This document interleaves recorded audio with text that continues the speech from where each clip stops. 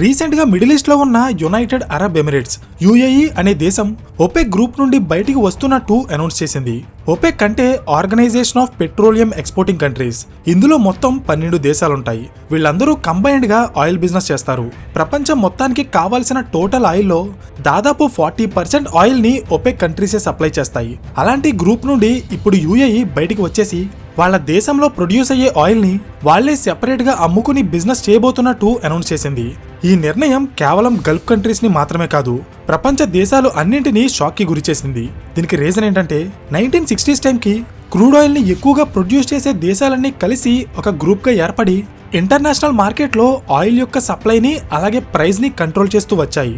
కానీ ఇప్పుడు సడన్ గా ఈ గ్రూప్ లో ఉన్న ఒక మేజర్ కంట్రీ బయటికి వచ్చేసి నాకు నచ్చినట్టు ఆయిల్ ని ప్రొడ్యూస్ చేసి అమ్ముకుంటానని చెప్తే అది ఫ్యూచర్ లో ఆయిల్ సప్లైని పెంచేసి క్రూడ్ ఆయిల్ ప్రైజెస్ ని పడిపోయేలా చేస్తుంది. దీనివల్ల మిడిల్ ఈస్ట్ కంట్రీస్ అన్ని ఆర్థికంగా చాలా నష్టపోతాయి. సో ఇక్కడ క్వశ్చన్ ఏంటంటే 60 సంవత్సరాల నుండి ఒపెక్ గ్రూప్ లో కలిసి ఉన్న యుఏఈ ఇప్పుడు సడన్ గా ఎందుకని బయటికి వచ్చేసింది?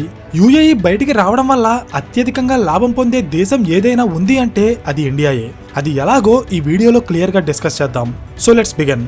Hello everyone, welcome to today's video and this is your friend Surya.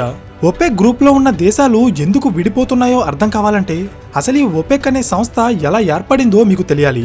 1960s కి ముందు అమెరికా అలాగే యూకేకి చెందిన 7 ప్రైవేట్ ఆయిల్ కంపెనీస్ ప్రపంచ వ్యాప్తంగా ఉండే క్రూడ్ ఆయిల్ బిజినెస్ ని కంట్రోల్ చేస్తూ ఉండేవి. వీటినే 7 సిస్టర్స్ అనేవారు. Like Shell, BP, Exxon, Chevron etcetera. అప్పట్లో ఏ దేశంలో ఆయిల్ రిజర్వ్స్ బయటపడినా ఈ కంపెనీలు ఆ దేశ గవర్నమెంట్ తో ఒప్పందం చేసుకుని తక్కువ ధరకి వాళ్ళ దగ్గర ఆయిల్ ని కొనుక్కుని దాన్ని చాలా ఎక్కువ ధరకి గ్లోబల్ మార్కెట్ లో అమ్ముకుని బిజినెస్ చేసేవి. సింపుల్ గా చెప్పాలంటే 1960s కి ముందు వరకు క్రూడ్ ఆయిల్ యొక్క సప్లైని అలాగే ప్రైజెస్ ని ఈ ప్రైవేట్ కంపెనీలే డిసైడ్ చేసి నిజంగా ఆయిల్ ని ప్రొడ్యూస్ చేసే దేశాలని మోసం చేసేవి. సో ఈ మోసాన్ని గమనించిన కొన్ని ఆయిల్ ప్రొడ్యూసింగ్ కంట్రీస్ ఒక గ్రూప్ గా ఏర్పడి ఈ 7 సిస్టర్స్ కి వ్యతిరేకంగా ఒక కొత్త సంస్థని స్థాపించాయి. అదే OPEC, organisation of petroleum exporting countries. 1960లో Iran, Iraq, Kuwait, Saudi Arabia and Venezuela ఈ దేశాలన్నీ కలిసి ముందుగా ఒపెక్ ని స్థాపించాయి. తర్వాత ఈ గ్రూప్ లోకి కొన్ని దేశాలు జాయిన్ అయితే మరికొన్ని దేశాలు బయటికి వెళ్లిపోయాయి. ఇప్పుడు మనం మాట్లాడుకుంటున్న యుఏఈ అనే దేశం 1967లో ఒపెక్ లో జాయిన్ అయింది. అప్పటి నుండి ఇప్పటి వరకు అంటే దాదాపు 60 ఏళ్ల పాటు వాళ్ళు ఒపెక్ లో మెంబర్ కంట్రీగానే ఉన్నారు. ఈ ఒపెక్ కంట్రీస్ అన్ని కలిసి ప్రపంచానికి కావాల్సిన టోటల్ ఆయిల్ లో దాదాపు 40% ని సప్లై చేస్తాయి. సో ఆయిల్ ప్రొడక్షన్ అలాగే సప్లై మీద వాళ్ళ కంట్రోల్ ని ఇంకా పెంచుకోవడానికి 2016లో ఒపెక్ ప్లస్ అనే పేరుతో మరొక సంస్థని స్థాపించారు. ఇందులో రష్యా, కజకిస్తాన్ అండ్ ఓమన్ లాంటి మరికొన్ని ఆయిల్ ప్రొడ్యూసింగ్ నేషన్స్ ఉంటాయి. ఒకసారి ఈ మ్యాప్ ని గమనించండి. ఇందులో డార్క్ బ్లూ కలర్ లో ఉన్న కంట్రీస్ ఒపెక్ ని రిప్రజెంట్ చేస్తే లైట్ బ్లూ కలర్ లో ఉన్న కంట్రీస్ ఒపెక్ ప్లస్ మెంబర్స్ ని రిప్రజెంట్ చేస్తుంది.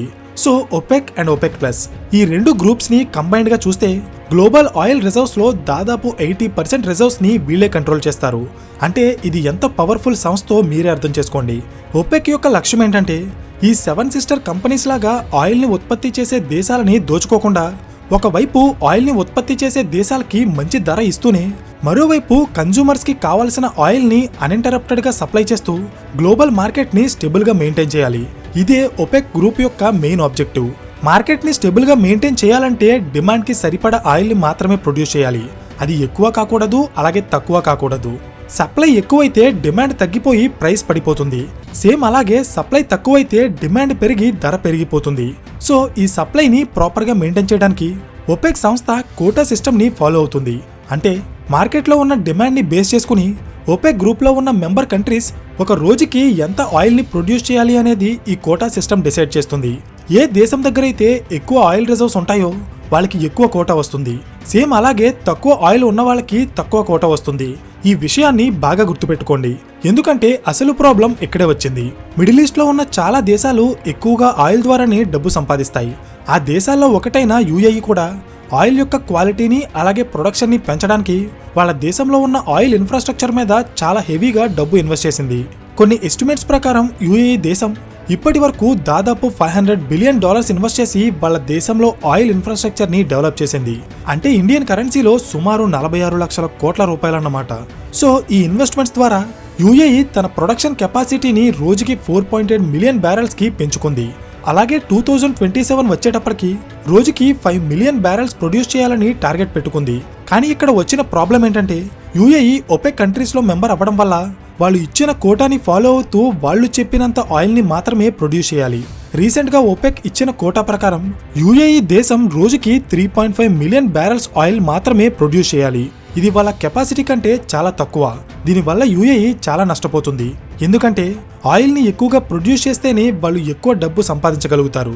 అలా జరగకపోతే ఒకవైపు వాళ్ళ ఆదాయాన్ని కోల్పోతారు, మరోవైపు కెపాసిటీని పెంచుకోవడానికి ఇన్వెస్ట్ చేసిన లక్షల కోట్ల రూపాయల డబ్బు వేస్ట్ గా పోతుంది. లాజిక్ అర్థమైందా? అయితే ఈ కోటా ప్రాబ్లం కొత్తగా వచ్చిందేం కాదు. చాలా సంవత్సరాల నుండి ఒపెక్ నేషన్స్ ఈ సిస్టమ్ ని ఫాలో అవుతూనే ఉన్నాయి. యుఏఈ కూడా వాళ్ళ కోటాని ఇంక్రీజ్ చేయమని ఎన్నోసార్లు డిమాండ్ చేసింది. కానీ మార్కెట్ ని స్టేబుల్ గా ఉంచడానికి ఒపెక్ ఎవరి కోటాస్ ని ఇంక్రీజ్ చేసేది కాదు. సో చాలా సంవత్సరాలుగా యుఏఈ ఈ కోటా ప్రాబ్లం ఫేస్ చేసినప్పటికీ వాళ్ళు ఎప్పుడూ ఒపెక్ నుండి బయటికి రాలేదు.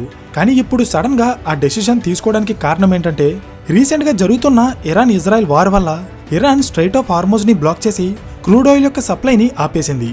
దీనివల్ల గ్లోబల్ గా ఆయిల్ షార్టేజ్ క్రియేట్ అయ్యి క్రూడ్ ఆయిల్ యొక్క ప్రైసెస్ చాలా స్పీడ్ గా పెరిగాయి. ఫర్ ఎగ్జాంపుల్ 2026 ఫిబ్రవరి నెలలో $62 దగ్గర ఉన్న బ్యారెల్ క్రూడ్ ఆయిల్ ప్రైస్ ఇప్పుడు ఏకంగా $1 or $2 దగ్గర ట్రేడ్ అవుతుంది. అంటే ఆయిల్ కి ఎంత డిమాండ్ ఉందో మీరే అర్థం చేసుకోండి. సో ఆయిల్ షార్టేజ్ నడుస్తున్న టైంలో కూడా ఒపెక్ సంస్థ యుఏఈ యొక్క ప్రొడక్షన్ కోటాని ఇంక్రీజ్ చేయలేదు. ఇది చూసిన యుఏఈ ఇంకా ఒపెక్ లో మెంబర్ గా ఉంటే వాళ్ళ దేశం ఆర్థికంగా నష్టపోతుందని చెప్పి కేవలం నేషనల్ ఇంట్రెస్ట్ ని మైండ్ లో పెట్టుకుని ఒపెక్ నుండి బయటికి వస్తున్నట్టు అఫీషియల్ గా అనౌన్స్ చేసింది. May 1, 2026 అంటే నిన్న యుఏఈ అఫీషియల్ గా ఒపెక్ నుండి బయటికి వచ్చేసింది. ఇకపై వాళ్ళు ఎంత ఆయిల్ ని ప్రొడ్యూస్ చేయాలి, అది ఎవరికి సప్లై చేయాలి అనేది వాళ్లే సొంతంగా డిసైడ్ చేసుకుంటారు. అయితే ఒపెక్ నుండి కంట్రీస్ బయటికి రావడం అనేది ఇదేం ఫస్ట్ టైం కాదు.